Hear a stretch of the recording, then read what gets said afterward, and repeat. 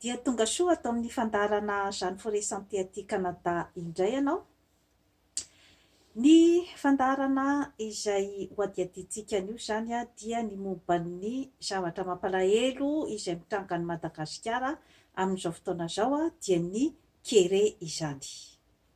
Hoadiadintsika eto zany hoe inona ny atao hoe kere, inona no zavatra izay mety mahatonga an'izany toe-javatra izany eo amin'ny lafiny rehetrarehetra no hamakafakantsika azy. Sahala amin'ny fanao matetika zany eto amin'ny fandarana Jeanne Forest Santé dia ny famakafakana amin'ny lafiny rehetrarehetra, na eo amin'ny resaka psikolojika izany, na eo amin'ny resaka biolojika, na eo amin'ny resaka fiarahamonina, na eo amin'ny culture, na ny fomba amam-panao sy ny fomba fijerin'ny fiarahamonina, ary indrindrandrindra koa zany dia ny famakafakana ara-politika sy ara-toe-karena izay mety miditra ao anatin'ny fahatongavan'ny atao hoe kere any atsimo izany. Dia sahala amin'ny fanaontsika eto zany dia ny mametraka ny vahaolana, izany hoe vahaolana maharitra zany amin'ny fisehoan-javatra iray eo amin'ny fiainan'ny zanak'olombelona. Atombokantsika zany aloha zany dia ny hoe inona ny atao hoe kere. Ny kere zany dia ny hanoanana izay vokatry ny tsy fahampian'ny sakafo ka mahatonga zany ny karazana aretina sy ny karazana zany hoe tsy fahampian'ny hery, indrindrandrindra zany dia miseho amin'ny endrika aty ivelany izany zavatra izany, fa dia taolana mitafy nofy zany ny ankabeazan'ny olona voan'ny kere. Alohan'io zany aloha dia misy ny karazana citation izay citation karazana fitenenana zany nataon'ny filozofa iray atao hoe Platon, filozofa grek izy io zany mpandinika fiarahamonina tamin'izany andro zany. Hoy izy hoe, citation voalohany zany si on veut connaître un peuple, il faut écouter sa musique. Izany hoe raha ohatra ka te ahafantatra bebe kokoa zany ny fomba amam-panao sy ny fomba fisainan'ny olona amin'ny tany iray zany dia ny mozika ny aloha no enoy. Milaza zavatra maro zany ny mozika. Faharoa zany mbola citation de Platon ihany, la justice de l'intelligence et la sagesse. Le sage n'est pas celui qui sait beaucoup de choses, mais celui qui en leur juste mesure.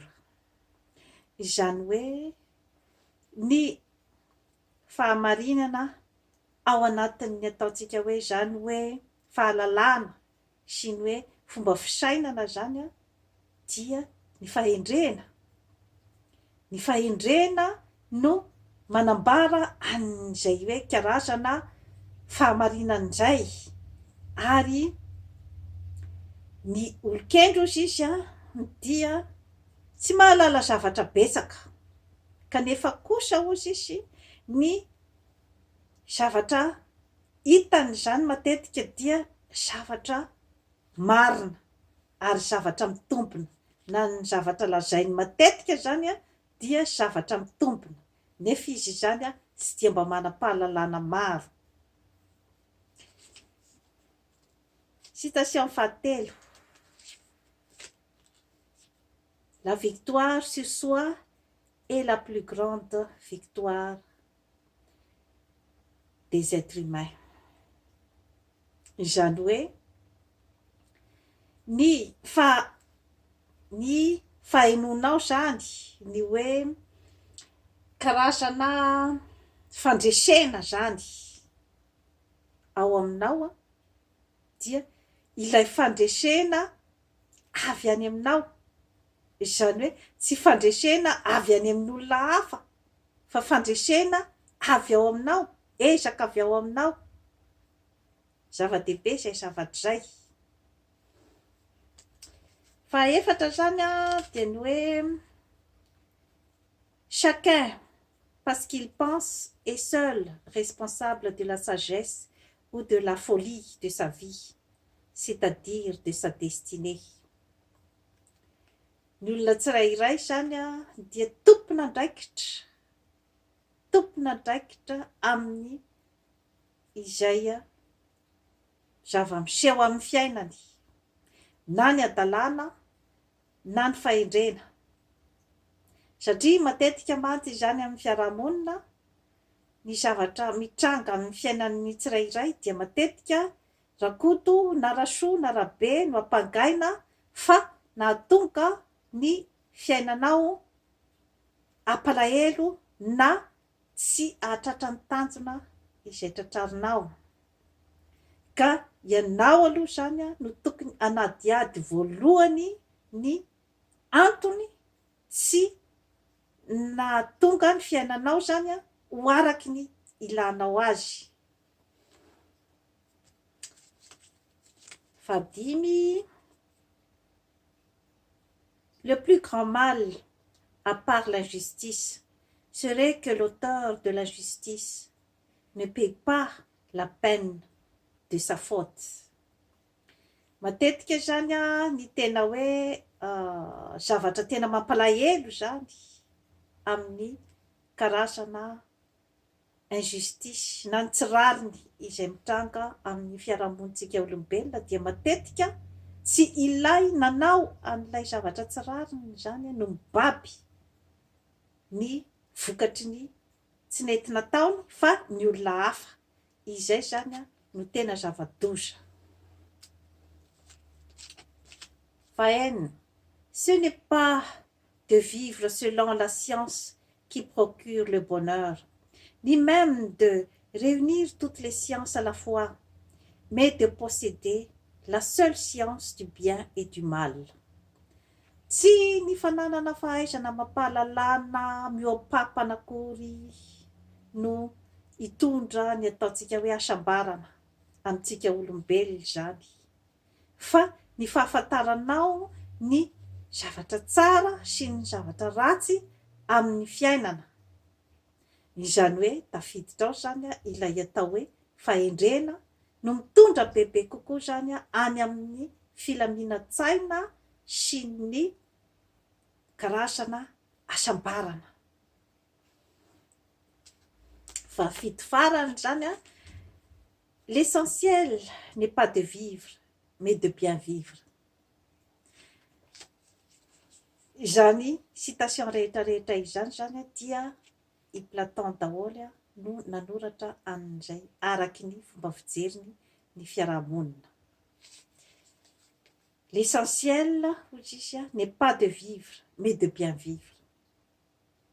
Izany hoe raha ohatra ka miaina ao anatin'ny fijaliana zany ny olombelona iray mandritra ny androm-piainany dia mampametra-panontaniana ihany ny hoe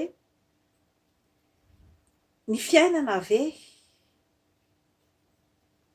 no tsara ho antsika olombelona sa ny miaina tsara an'izay fiainan'izay. Trafitikena ome mahery izay fomba fitenenana rehetrarehetra izay ambava homana ampomeritreritra. Iveriny sika zany amin'ny kere. Iny zany iny efa nifaritako teo iny ny famaritana ny atao hoe kere. Hiditra zany tsika amin'ny famakafakana ny hoe inona zany no mety ho anton'ny kere izay amataonany maro dia maro hoe fanandrenesana an'izany terme izany zany tao Madagasikara. Inona nefa zany ny antony no hoe mbola mampipetraka an'izay zavatra izay ao amin'ny faritra atsimon'i Madagasikara. Raha iverenantsika kely izany ny tantara sy ny hoe resaka environnement sy ny climat. Izany hoe tsy fisian'ny orana zany no mahatonga ny tany ho maina ary tsy afaka mamokatra. Izay zany no ataontsika zany hoe facteur voalohany indrindra zany izay facteur climatique izay. Ary rehefa natao ny fanadihadiana ny tantara dia tia mandoro tanety zany ny olona tany atsimo taloha, izany hoe manao an'ireny atao hoe tavy ireny zany, hoe dorana ny tanety de mamboly eo zany ny olona, satria rehefa amin'iny zany no mamokatra be zany ny tany iray rehefa hoe avy nidorana zany. Kanefa ny zava-misy zany amin'izay karazana fomba fanao izay de ny hoe miroborobo be ny fambolena natao zany rehefa avy nandoro tanety, fa rehefa avy eo zany dia lany daholo ny hery rehetra, ny vitamine sy ny otrikaina rehetrarehetra zany tao anatin'ny tany iny, izay tokony handeha any amin'ny zavatra ambolena, ny zava-maniry ambolena, lany daholo zany, satria rehefa nidorana ny tanety dia fongatra koa zany ny karazana otrikaina rehetrarehetra izay mety tokony zany hamelombelona ny karazana fambolena atao amin'io toeran'io. Rehefa avy ambolena indray mandeha zany ny tany iray avy nidorona dia tsy mamokatra intsony rehefa avy eo, fa maty zany ny tany. Izay zany no fanazavana. Tsy mandatsy an'izaniza zany ny tenako eto fa manome fotsiny zany ny fanazavana momba ny toe-javatra iray. Betsaka zany ny fanadihadiana izay milaza hoe misy zany karazan'olona izay tonga any zany toerana manao ny karazana fampianarana ny olona any amin'io toeran'io zany ny tsy andoroana tanety, kanefa zany dia raha ny faharenesako ny zava-misy zany de hoe mifikitra be amin'ny fomban-drazana zany ny olona amin'ny toeran'io dia tsy manaiky ny fampianarana ny amin'ny hoe tsy tokony andoro tanety, ny ankabeazany zany, fa hoe izay no efa fomban-drazana hatramin'izay zany dia tsy afaka hiala amin'izay zany. Izay zany dia ataontsika hoe facteur iray zany mahatonga an'ilay haitany zany, izany hoe tany tsy mamokatra. Hiditra zany tsika eo amin'ny facteur resaka politika, izany hoe nahoana no tsy nety ho voavaha zany ny olana momba an'io kere any atsimo io. Inona no mety ho resaka politika zany ambadiky izay zavatra rehetrarehetra izay, satria efa niresako teto ny atao hoe inona ny atao hoe homme d'influence, inona ny olona izay toteny amin'ny toerana iray, olona ohatraohatra ny ahoana izany no afaka hiresaka andresy lahatra ny olona amin'ny tany iray. Rehefa natao ny fandinihana ny fiainan'ny zanak'olombelona dia ny olona izay mpiray tanindrazana sy mpiray fomba no afaka ifampieny bebe kokoa angambany. Eo zany no idiran'ilay décentralisation effective, izany hoe ilay fampandrosoana any amin'ny fotony.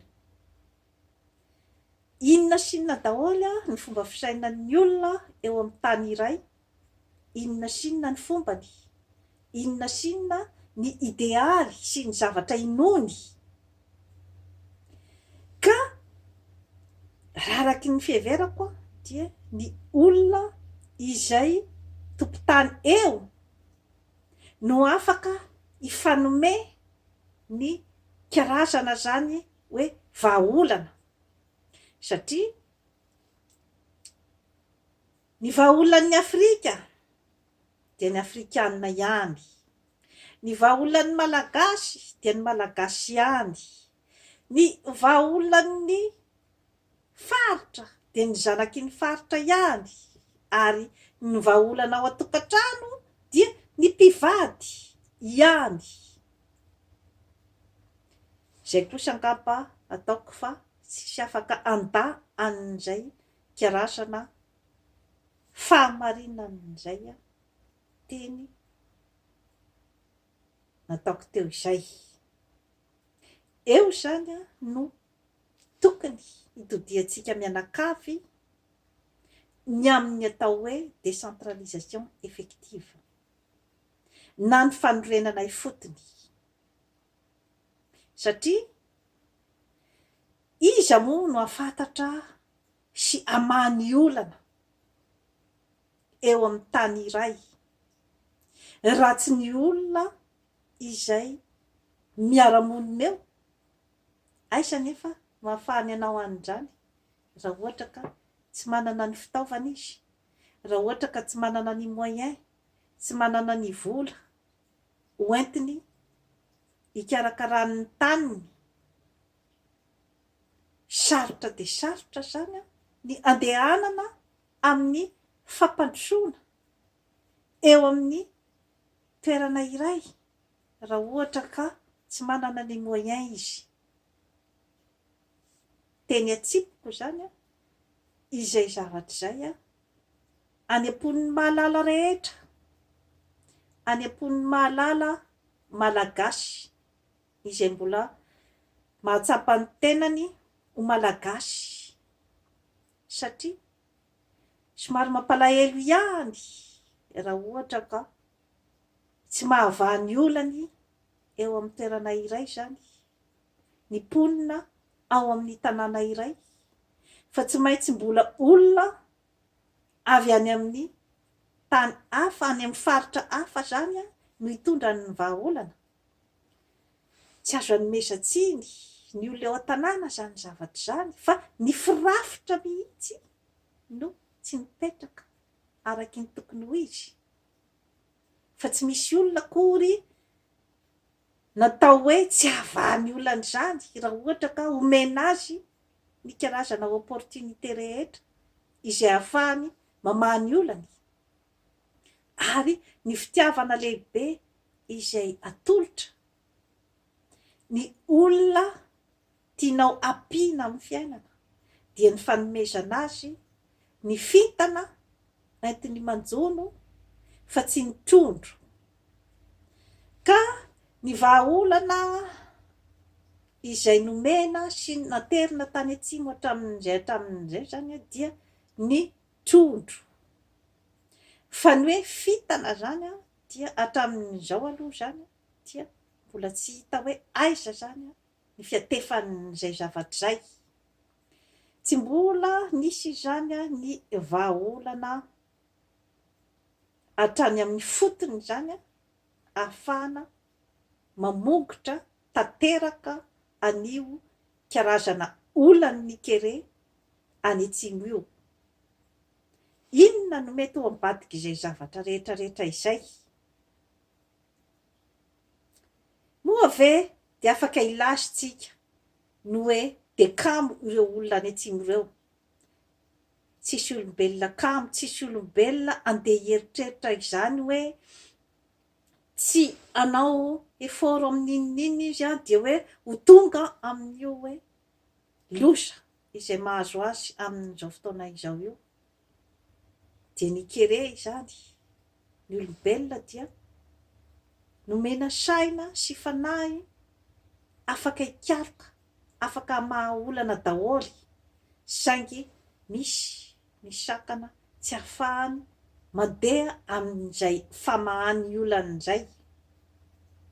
Mitodika foana aho amin'ny tsika mahalala, mitodika foana aho amin'ny fitondram-panjakana, ny hoe ao anatin'ny fandinihana ny fiarahamonina sy ny hoe fandinihana ny vahaolana izay maharitra omena ny sarambabem-bahoaka no ahafahany mandeha mamaha ny olany, satria olona iray tsy afaka hamaha ny olona ny vahoaka 25 millions na vondrobondron'olona vitsivitsy tsy afaka hamaha ny olona amatapitrisany. Kanefa dia izay aloha no mbola zava-misy izany amin'izao fotoana izao dia ny hoe tsy mbola misy izany ny finiavana ara-politika ny amaha hatrany amin'ny fakany izany ny fahatran'ny vahoaka malagasy. Izay aloha dia mbola tsisy afaka mandahan'izay, tsisy afaka mandaha ny fahamarinan'izay. Inona nefa no sakana? Ary dia maro ny sakana, eo ny tahotra, eo tika rasana fahakanosana nga raha tenenina amin'ny teny mahitsy, ny hoe raha ohatra anie izao hanova zavatra eto dia mety hisy hikapokahy avy any an-tampon-doha. Raha ohatra anie te hampandroso an'ity taniko ity dia mety misy hanonganahy teto amin'ity toerana ity, satria ny olona izay nametraka ahy teto dia tsy tia ny andehanako amin'izany fampandrosoana izany.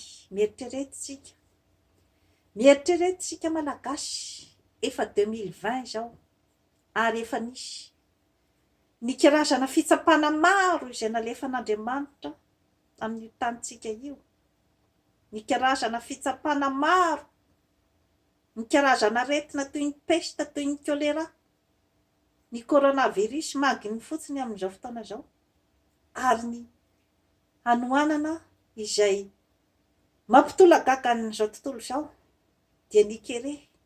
Kanefa dia ao Madagasikara no ahitana an'ity karazana manam-pahaizana rehetra izay vetibetesina erany io. Dia misy manam-pahaizana amin'izao, gasy manam-pahaizana amin'izao ange any amin'ny tany ohatr'izao, any amin'ny tany Europeana, aty Amerika avaratra, ary amin'ny tany toy izao sy toy izao, manginy fotsiny ao Madagasikara. Raha ny teny momba ny citation'ny filozofa greka izay mpandinika ny fiarahamonina tamin'izany andro izany, ny tenako dia te ampitodika fotsiny atsika mianakavy ny amin'ny hoe ireny karazan'olona ireny no mpandinika fiarahamonina tamin'izany andro izany. Efa taona aman'arivony maro alohan'ny nahatongavan'i Jesosy Kristy teto ambonin'ny tany ireny karazana filozofy ireny, ary dia nanome karazana influence sy karazana inspiration ny mpitondra tamin'izany andro izany ireny olona ireny. Namorona izy nanorina tany fotony ny ampandrosony taniny, entiko fotsiny izany iny introduction iny amoazana ny saintsika malagasy. fanorenana ifotony. Omeo chansy ny faritany rehetra rehetra ahafahany miavotra. Natsoiky teto foana ny atao hoe latabatra boribory, mitabetsy lanin'ny mamba. Rehefa samy mifampitsinjo ane isika malagasy, samy mifanome ny karazana opportunité, ny tsy fiangarana amin'ny faritra tsirairay, fa ny fanomezana azy ny opportunité rehetra rehetra ampandrosoany ny faritra tsirairay. Mandeha io, aiza ny sakana? Sika malagasy ihany ny vahaolantsika malagasy. Efa niresahako teto ny resaka zanaky ny faritra. Tsy sanatria akory resaka fampizarazarana na resaka fandrangirangitana. Zay foana mantsy mila mijeritsika zany ny blocage rehetra zany misy amintsika malagasy. Blocage ara-psikolojika dia ny tsy fahasahiana mijery hoe inona ny tena olana. Fa hoentina eny amin'ny fiatsaram-belatsia eny daholy ny zavatra rehetra rehetra, tsy miady ny kibay akelika ihany. Nona ny vahoaka, nona ny ankizy, inona no ataon'ny dada sy neny rehefa nona ny ankizy, inona ny mety nahatonga an'izay? Tsy nijery ny zanakao ianao, matoa misy nona ny ankizy, matinona. Efa tena fazy ambonimbony mantsy izy ity, satria tena hoe sakafo tsy niditra nandritry ny fotoana maro matoa mahatonga ny kere, matoa mahatonga ny fahafatesana. Inona no ataon'ny ray aman-dreny? Misy responsabilité ny ray aman-dreny zany ao anatin'izay zavatra rehetra rehetra izay. Ny antitra teriko eto foana zany amin'ny fandaharana Jeanne Forest Santé dia ny hoe responsabilité. Iza ny tompon'andraikitra ny inona? Iza ny tompon'andraikitra ny iza?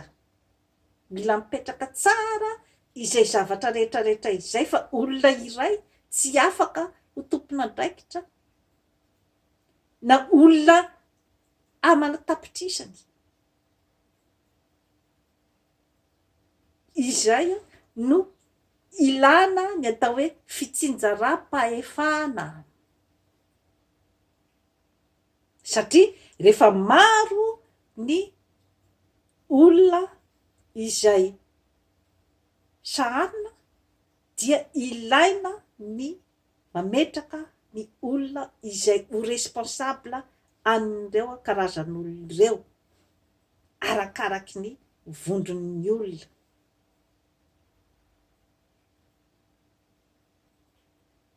Mahagaga, tena mahagaga ny hoe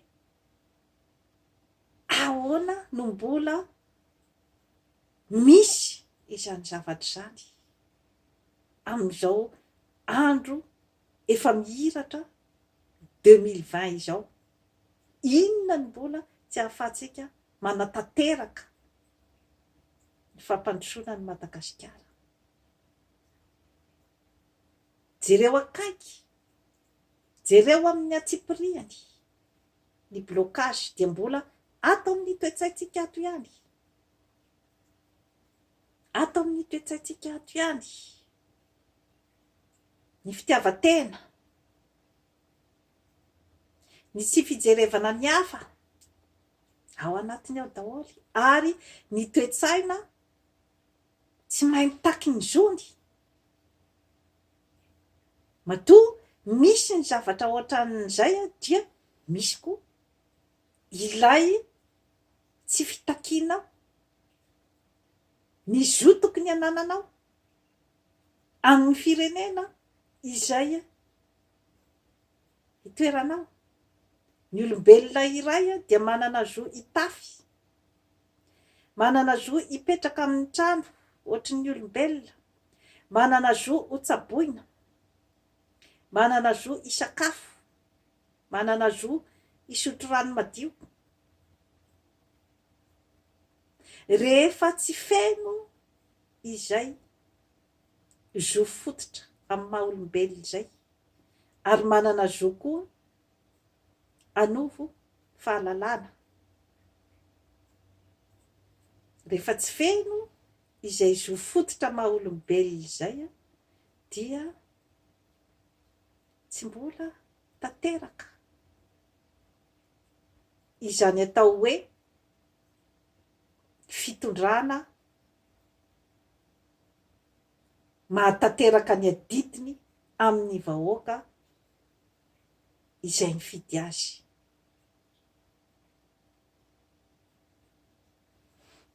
Dia ny fampieritreretana zany no atolotro eto.